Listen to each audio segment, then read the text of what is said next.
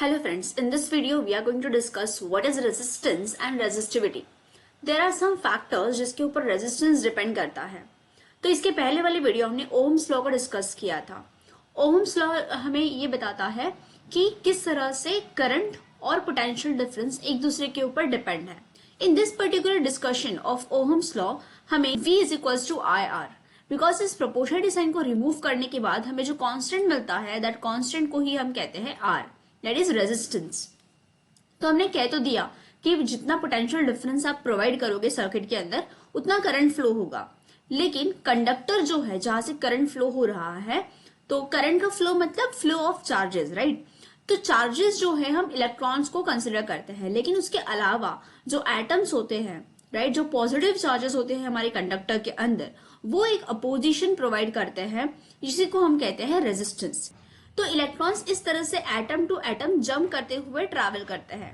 There are some positive charges and atom itself कुछ opposition provide करता है to the flow of this charge, और उस opposition को ही हम कहते हैं रेजिस्टेंस. जो रेजिस्टेंस की हम बात कर रहे हैं, जो अपोजिशन की हम बात करते हैं, ये दूसरे फैक्टर से भी डिपेंड करता है. जैसे कि अगर दो वायर है, एक वायर जो है उसकी लेंथ शॉर्ट है, उसकी लेंथ फॉर एग्जाम्पल अगर 1 मीटर है, और एक दूसरा वायर है जिसकी लेंथ जो है वो 1 मीटर से ज्यादा है, यानी suppose let's take the example कि वो 2 मीटर्स है.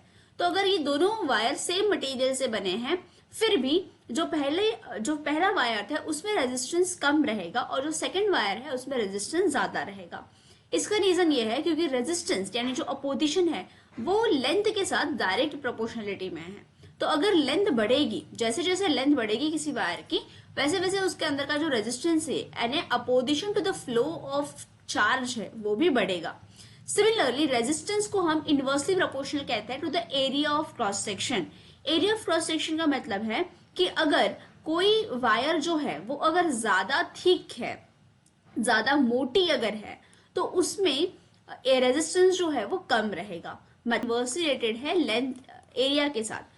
इसका मतलब अगर एरिया बढ़ेगा, अगर थिकनेस बढ़ेगी वायर की, तो रेजिस्टेंस जो है वो कम होगा, राइट. इस तरह से तो जितना ज्यादा थिकनेस उतना रेजिस्टेंस कम, मतलब वहां पे करंट ज्यादा फ्लो होगा, राइट.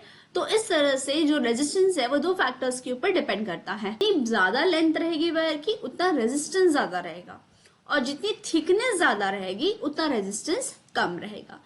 वैसे ही अगर हम इस प्रोपोर्शनलिटी साइन को रिमूव करें तो हमें एक क्वांटिटी मिलती है, एक कांस्टेंट मिलता है, कांस्टेंट ऑफ प्रोपोर्शनलिटी मिलता है, जिसको हम कहते हैं रो. अब ये रो क्या है? रो इस सिंबल का नाम है और इसको हम कहते हैं रेजिस्टिविटी ऑफ द मटेरियल. इसका मतलब ये है कि अगर हमने दो वायर्स लिए और दो वायर का थिकनेस जो है वो सेम है और दो वायर का लेंथ भी सेम है, राइट. अब इमेजिन करो कि रेजिस्टेंस कौन से फैक्टर पर डिपेंड था? लेंथ के ऊपर. तो दोनों वायर का लेंथ क्या है? सेम. दोनों वायर का थिकनेस भी क्या है? सेम. तो आइडियली दोनों वायर का रेजिस्टेंस क्या होना चाहिए? सेम. लेकिन इन दो फैक्टर्स के अलावा रेजिस्टेंस जो है वो रेजिस्टिविटी पे भी डिपेंड करता है. मतलब रेजिस्टिविटी का मतलब कि ये जो वायर है या फिर ये जो आपने दो कंडक्टर लिए हैं ये कौन से मटेरियल से बने हैं.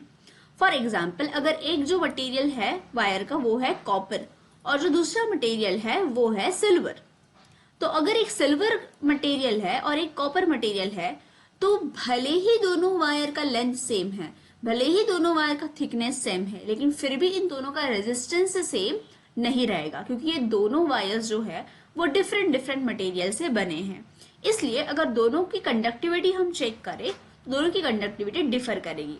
तो एक रेजिस्टिविटी ये जो टर्म है दैट इज रो जो हम इसको कहते हैं, ये नेचर ऑफ मटेरियल के ऊपर डिपेंड करता है और इसकी वैल्यू फिक्स होती है क्योंकि ये कांस्टेंट वैल्यू है, तो इसकी वैल्यू जो रहेगी वो फिक्स होती है.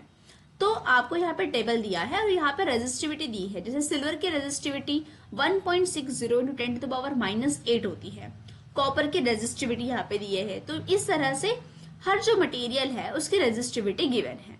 तो रेजिस्टिविटी क्या है? रेजिस्टिविटी भी रेजिस्टेंस ही है, मतलब उसका भी काम क्या है कि वो भी अपोजिशन ही करता है to the flow of current, लेकिन इसकी वैल्यू जो है वो फिक्स होती है.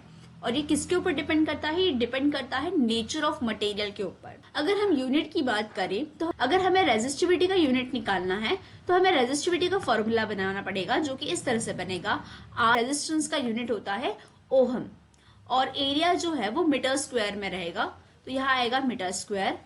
और लेंथ को हम मीटर्स में लिखते हैं तो नीचे अपॉन में आएगा मीटर। अगर हम मीटर मीटर कैंसिल करें तो हमें रेजिस्टिविटी का जो यूनिट मिलेगा वो मिलेगा ओहम मीटर। इसलिए रेजिस्टिविटी का जो यूनिट है वो होता है ohm metre. From this we can find out, right. It is a characteristic property of the material. तो जो रेजिस्टिविटी है वो मटेरियल की प्रॉपर्टी है, नेचर ऑफ मटेरियल के ऊपर डिपेंड करता है। I hope resistance and resistivity topic is clear to you. In the next video, we are going to discuss what is resistors in series and resistors in parallel. और इस topic से related जो भी आपके questions है that you can attempt in the community section. Thank you.